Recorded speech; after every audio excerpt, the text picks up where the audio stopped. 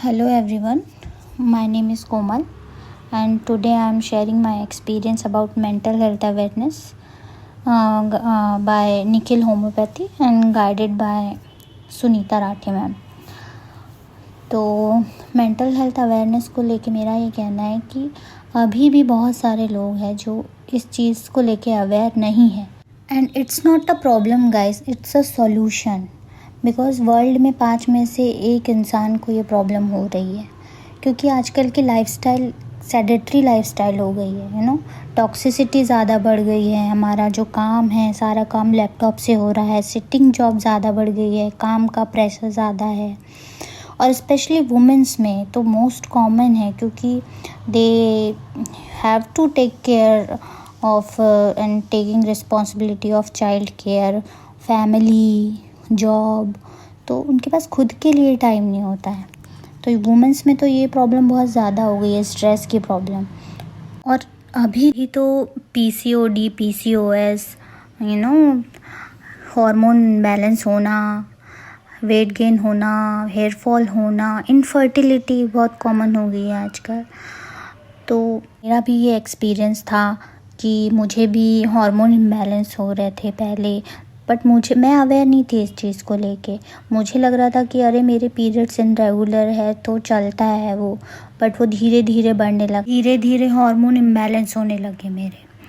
तो जब hormone imbalance होते हैं ना, तो उसके साथ स्ट्रेस और एंजाइटी ये थोड़ा आने लग जाता है। तो फिर मैं स्ट्रेस की मेडिसिन लेने लगी। फिर धीरे धीरे जब भी मुझे अच्छा नहीं लगता था तो मैं स्ट्रेस की मेडिसिन लेती थी। तो उसकी वजह से फिर मेरा वेट गेन होने लग गया, मेरे चिन पे बाल आने लग गए और हेयर फॉल होने लग गया मुझे स्ट्रेस की मेडिसिन की वजह से। फिर मैं जिम जाती थी। जब तक मैं जिम जाती थी तब तक मेरा पीरियड सही आता था, और बट स्ट्रेस मुझे लगता ही था अंदर अंदर। मैं उतने अच्छे से अपने काम, ज़्यादा अवेयर तरीके से काम मैं नहीं कर पाती थी।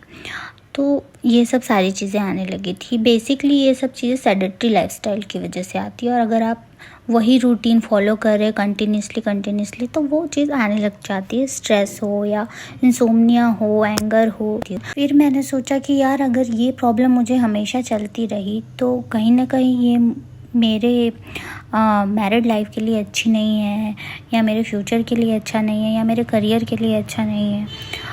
तो मैंने फिर डॉक्टर को दिखाने का सोचा। तो नागपुर में मैंने ऐसी इंटरनेट पे मैंने सर्च किया कि बेस्ट होम्योपैथी क्लिनिक, क्योंकि अगर मैं एलोपैथिक के साइड जाती तो मुझे ये प्रॉब्लम होने लग जाती, हार्मोन इम्बैलेंस एंड और स्ट्रेस की मेडिसिन की वजह से। तो मैंने इंटरनेट पे ऐसे रैंडम सर्च किया कि बेस्ट होम्योपैथी डॉक्टर इन नागपुर। तो सबसे पहले तो निखिल होम्योपैथी का आया, उसके बाद बहुत सारी और भी आया, लेकिन मैंने फिर उसके रिव्यू पढ़े।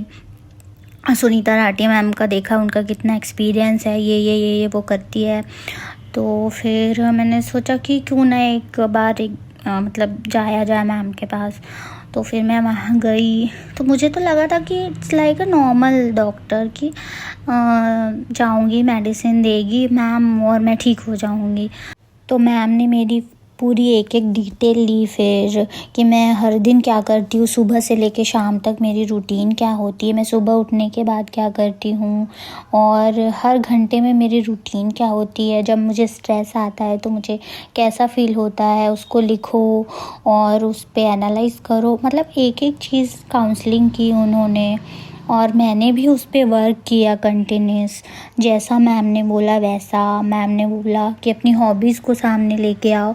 उन्होंने बहुत ही प्रॉपर वे में गाइड किया मुझे कि कैसे मैं अपने हार्मोन्स को बैलेंस कर सकती हूँ, कैसे एक्सरसाइज कर सकती हूँ, तो मेरी धीरे धीरे मेरी सेडेटरी लाइफस्टाइल चली गई। मैं जो बैठे रहती थी, खाती थी, सोती थी, वो चला गया मेरा, और मैं अपने ऊपर काम करने लगी। और बहुत सारी चीज़ें मेरे अंदर ऐसी चेंज आ गई, और मेरे धीरे धीरे हार्मोन बैलेंस होने लग गए। मेरा स्ट्रेस कम हो गया, छोटी छोटी बात पे जो मैं चिढ़ती रहती थी वो कम हो गया। बहुत सारी चीज़ें में मेरे अंदर बदलाव आ गई। हैप्पी रहने के लिए आप क्या कर सकते हो? और ओवर थिंकिंग अगर आपको है, ज़्यादा आप किसी चीज़ के बारे में सोचते हो, तो उसके लिए आपको क्या करना चाहिए, आपकी हॉबी कैसे, अपनी हॉबी को आप कंटिन्यू कर सकते हो। और यही छोटी छोटी चीज़ें ना हमारी लाइफ चेंज कर देती है। कभी कभी हमें पता होता है अंदर से कि हमें क्या करना है, और अगर हमारे घर वाले हमारे साथ है और घर वाले अगर बोल रहे हैं कि ये करो वो करो, तो हम वो चीज़ पे ध्यान नहीं देंगे। अगर डॉक्टर हमें कहेगा और अगर कोई काउंसलर कहेगा हमें, दूसरा अगर हमें कहेगा कि ये करो वो करो, तो उस चीज़ को लेके हम बहुत फोकस हो जाते हैं और वैसे ही हम करने लग जाते हैं।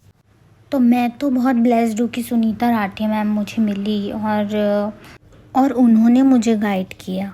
तो मैं चाहती हूँ कि और भी जो लोग हैं जो अपनी प्रॉब्लम को अंदर ही रख रहे हैं कि यार मुझे ऐसा क्यों लग रहा है, मुझे वैसा क्यों लग रहा है, मैं क्या करूँ इसमें, तो लोगों से बात करिए भाई, डॉक्टर के पास जाइए और लोगों को अवेयर कीजिए। So thank you Sunita ma'am, thank you everyone for listening me.